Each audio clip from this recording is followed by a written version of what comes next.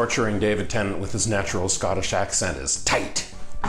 Welcome to the Time Treadmill. I'm Ron, and these are my sweaty thoughts about Doctor Who.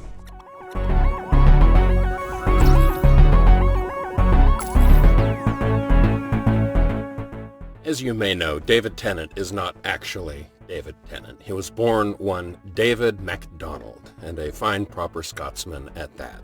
And his natural accent is a Scottish brogue. Which means, although he's quite skilled at speaking in a proper British accent, and does so for his entire tenure as the Doctor, he does have particular difficulty pronouncing words with O-O in them, so moon and platoon.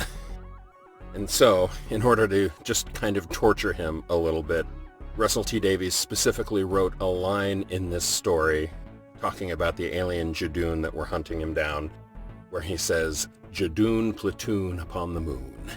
So this story famously introduces Martha as the new companion, and she is spectacular. She is so much better than Rose ever was, and I'm sorry, Billy Piper, that's just the way I feel. I mean, Rose was important as a character to bring the show on board to a new audience, but Martha and Donna coming up, both of them are such better companions of the Doctor.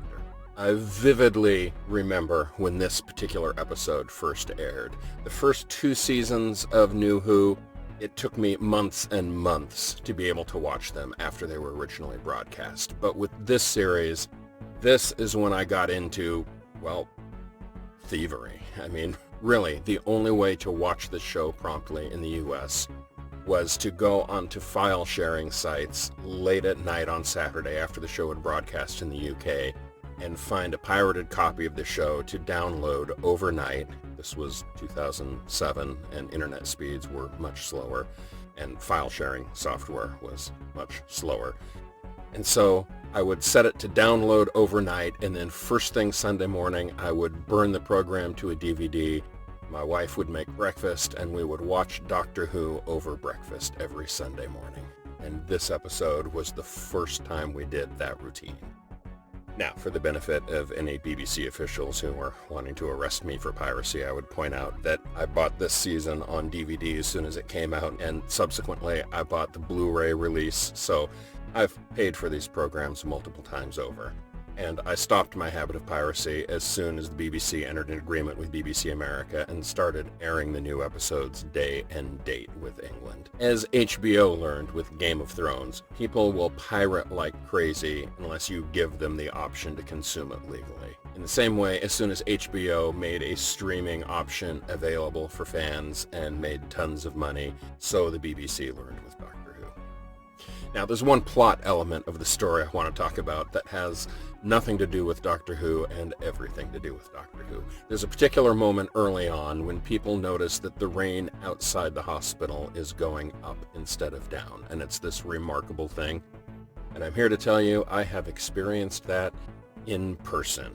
Back in 1998, I was working on a software project in Houston, Texas, on the main Compact campus. And it was the first time I ever experienced ground effect rain. Houston is prone to heavy, heavy rainstorms. This was well before I moved to Florida and really learned what rain was all about. You'd think growing up in Seattle I would know rain, but oh boy, I was wrong. So there I am in Houston, and there's a storm happening, and the wind and the driving rain create a vortex right outside the building that I was working in. And when we look out the window, we could see rain going upwards because of this ground effect vortex in the storm. It was bizarre, but it's a very real thing, and I was every bit as mystified by it as Martha was when she saw it outside of her hospital. So, cool effect on the part of the writers. So that's going to wrap it up for today. Tomorrow I move on to the Shakespeare Code and continue my journey with Series 3 of Doctor Who, the pinnacle of modern Doctor Who. I'll see you tomorrow.